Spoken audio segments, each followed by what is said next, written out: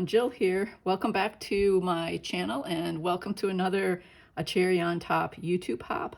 This one is for March and we are focusing on embellishments. And if I were to talk about my favorite embellishments, it would be a really long list. So as you know, I'm kind of the embellishment queen, but I do kind of gravitate toward different ones for different layouts and different effects that I wanted to work with, but probably every layout for me has little round embellishments, like whether it's sequins or enamel dots or mist from ink. Those are almost always finishing touches for me, so we'll probably get into that a little bit. But I wanted to talk a little bit too about larger elements that potentially can be thought of as embellishments. So one thing is this particular design that I ended up with has a relatively small photo of my dog Hazel, and it's comparable in size to these cards from the cut apart sheet, which I think I have here. This is Simple Stories Hard Eyes, and it was interesting because I grabbed Simple Stories last year's Valentine paper with little pink dots and used that for my die cut, which I'll talk about in a minute. But one thing is to use a cut apart sheet, either to use the embellishments this way, like a whole card, or to cut, like you could cut the camera out. In this case, I didn't cut the ampersand out completely because I wanted the bright, cheerful colors behind it, but I did, as you can see, like kind of roughly cut it into an oval shape, just to vary the shapes on my page. Okay, and then the other thing is you can use die cuts. And Tim Holtz has a new set for pretty much for Easter, but it includes these funky and interesting bunnies. So there it is, along with a couple other dies that go with the bunnies, potentially for Easter cards. But I always like to think about, when I get card making supplies, how I can also use them on my layouts. And as we all know, our dogs have a lot of different nicknames, and so I wanted to do kind of a page about Hazel, who you can see looks a little bit like a bunny in this photo with her big ears and her little tiny stumpy legs. So I just took some alphabet stamps from my stash and stamped, "I love you, Hazel, my bumbleberry dumpling bunny." And that's like often the way I talk to her, with little nonsense nicknames. And so I wanted to just capture that. That's pretty much the whole meaning of this page. And so I thought the bunny was like a whimsical touch and kind of fit with that idea. So yeah, die cuts, not necessarily this large. You could also find some, as I said, this set has some little accessory die cuts, but always keep those in mind for, ways to think of embellishments. And creating maybe the larger elements of an embellishment cluster. So I'm going to put this little guide down here. One design principle that I was working with on this page is just to kind of keep all the elements touching. They're going to like move around the page, but they all touch. The other die cut thing I wanted to mention, you see this navy blue strip down here.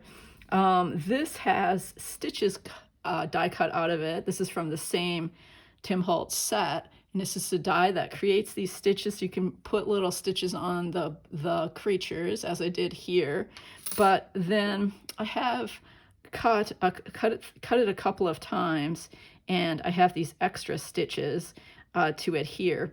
And I experimented a little bit with doing it on the cards. I'm glad I experimented because I used a dry, like a stick glue, not this kind of glue, and also not a tape runner. And I really like it because it's very strong and it adheres things well, but it was way wrong for little tiny embellishments.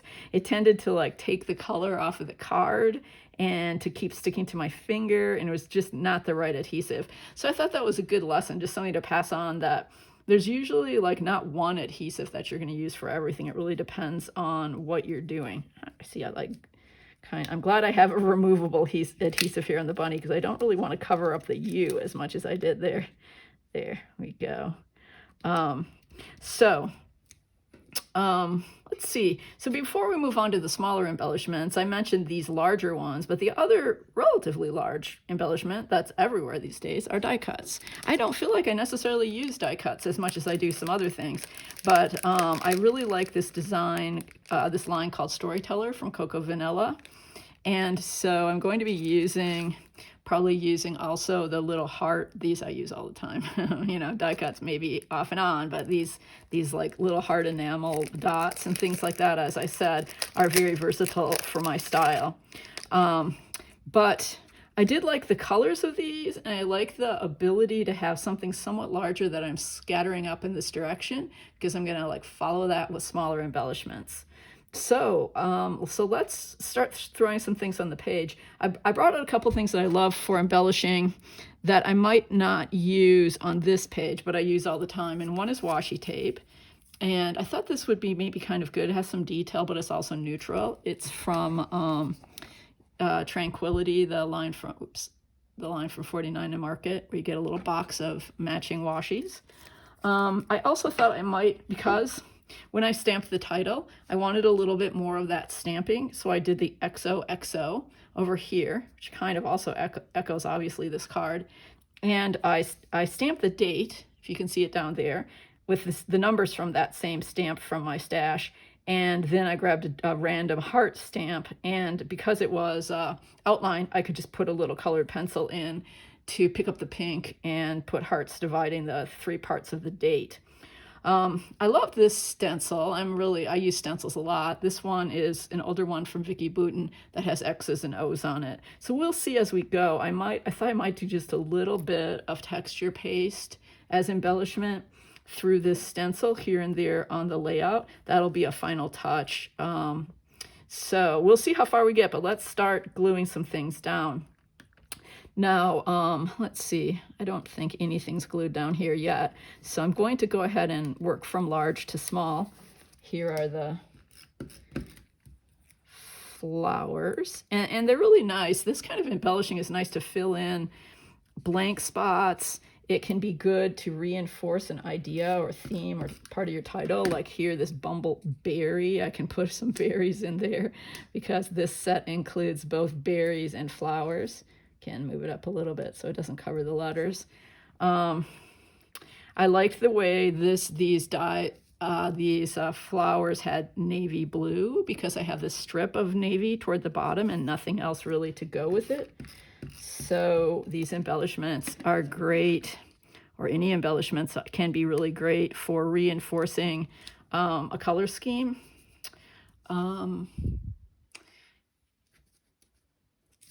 This one I was thinking you can put them like above or over. This one I thought I'd tuck under. This one I don't like so much, like the way I've positioned it. So I think like that is better. Kind of covers up an awkward area instead of creating more awkwardness. You just have to kind of see as you go what looks right. Because as you see, sometimes you tuck under, sometimes you layer, sometimes you might separate a bit. And I like the idea of everything touching and layering, but then I also kind of like the idea of a spray that goes off where some things are loose up here. I'm not sure that I really want this here because the 2 navies are so close together, and I had thought about putting it down here to fill up a little more space. So for now, anyway, I'm going to tuck it there.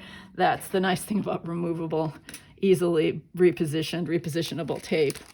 Okay, I'm just going to dump these babies out so I can see what I have and see if there's some smaller ones we can work with up at the top here.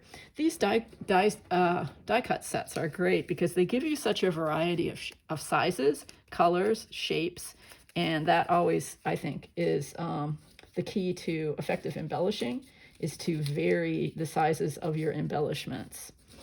Let me see if there are other loose leaves, so that looks a little more purposeful. And here's one smaller flower there. I kind of like that. So let's glue these die cuts down.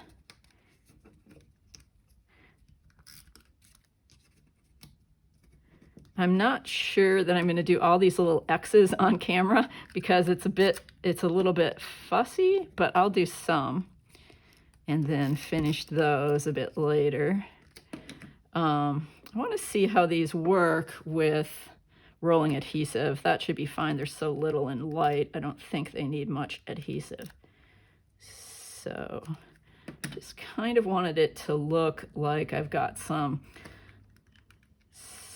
random cross stitches here. In fact, I think I'm just going to go like this. The nice thing about this dot adhesive too is, like, in a minute don't necessarily have to do it now, but just to show you, you can just rub off the excess so nothing will stick to your layout.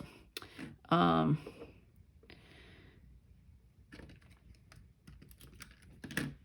I think with really small embellishments like this, for my style anyway, that's the best way to adhere them.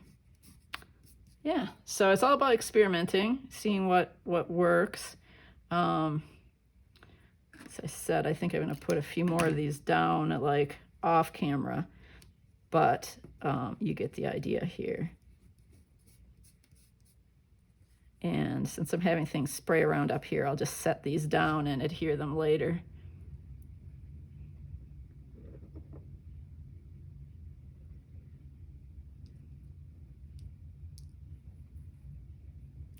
There could be one on top of a leaf too. That's fine. So that gives you an idea of how the die cuts that are both purchased and created on my die cut machine are a form of embellishing. Let's start, well, let's look at the washi. Do we want to put the washi on? The nice thing about washi too is it too is repositionable. You can audition things, see if you like the look of it. I love washi. It's just something I use all the time. And I think one thing that makes me happy about it on almost any page is that it adds a different kind of texture and a little bit more design, and it's translucent. And I see I didn't put that flower down. I usually, if I use something like this, I usually like to put it in about 3 different places. And you don't have to go with the width. You can always rip it into a smaller piece. And often I tend to like edges that are a little more, that aren't quite so straight anyway. So yeah, so I think a little bit of washi is okay. We'll see what we think as we go on. And then I think another somewhat larger embellishment are these. These are not round dots, something I grabbed from my stash, but they are triangles. And we got a little bit of that blue, which is nice because I think my other ones don't have any of this denim or moving toward navy kind of blue. And so what I'm thinking is just a scattering that follows this line, this diagonal that was created here.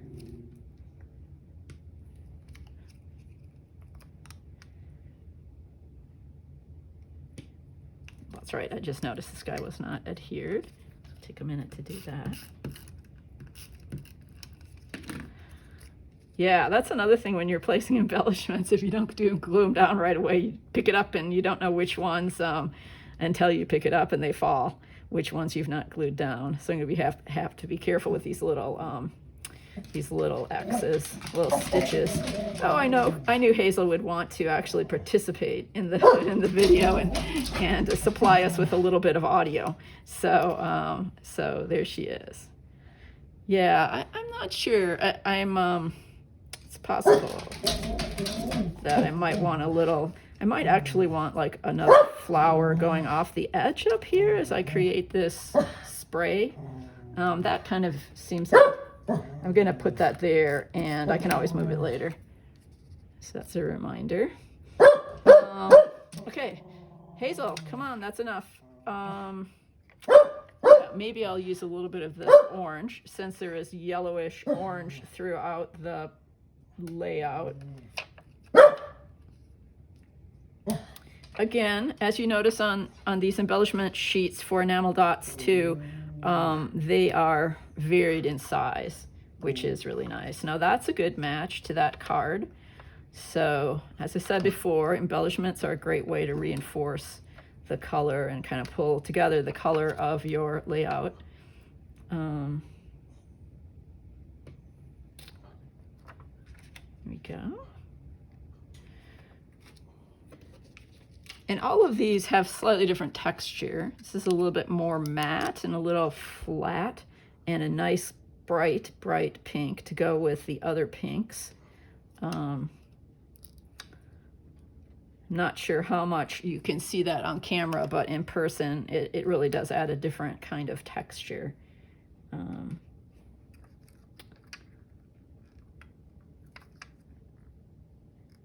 Now I'm wondering about this area down here with the bunny. I'm not gonna put quite as much in the way of embellishment, but I do want a few little embellishments down there too.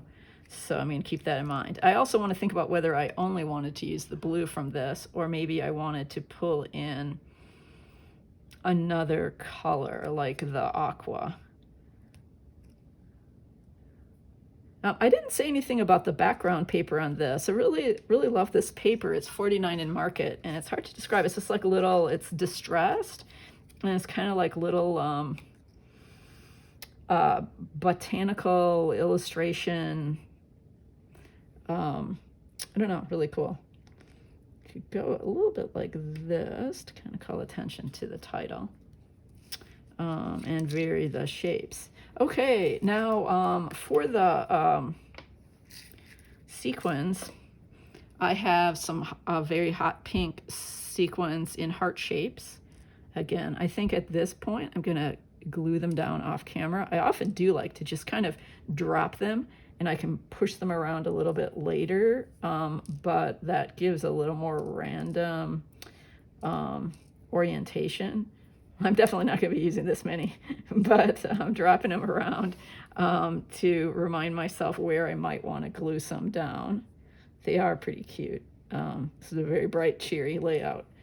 And yes, I'll probably mostly get the orientation right on those, but that's fun. This other thing of sequins, I love the Catherine Pooler sequins, as you probably know. This is my Conus, which is mostly green, which I don't really want, but some of them are more of blue. Like this one's perfect. It's like a turquoise or aqua. So that's really good for my colors. So again, some of these I'll remove if I feel like they're not quite the right color, but I really like sequins. I know it looks like it's getting completely out of control, and I'll probably dial it back a little bit, but you get the idea. I think I'll show you how I use the mist as my final step, and I'm still thinking about the texture paste, so that may or may not appear. Once you do that, there's no turning back. Okay, the most important thing when you use like a mist like this, I don't really like it on photos, so I want to cover up my photo. Some people don't care too much, but all right, I've probably got one that I can't open. Nope, here we go. This is just a pink. So the nice thing, you never know how it's gonna land, how the paper is gonna, if it's gonna absorb right and everything. But 49 in Market papers are so thick and really delightful that mist and stamping and everything always does really well in my experience. I'm gonna put some on this card, as long as I've got that weird mistake. That'll help conceal it. It's another great thing about mist. It gives you just a kind of carefree look, which I always like, so the mistakes just look like part of your intention. Okay, there you go. It's a nice little bright thing. It's a rainy day here, so it's kind of fun to see the brightness of this this scrapbook page. Thanks for joining me, and be sure to hop along and check out the other videos on embellishing that are on our Cherry on Top YouTube hop today. And also you'll be able to see the final version of this page on my Instagram. Thanks a lot. See you next time.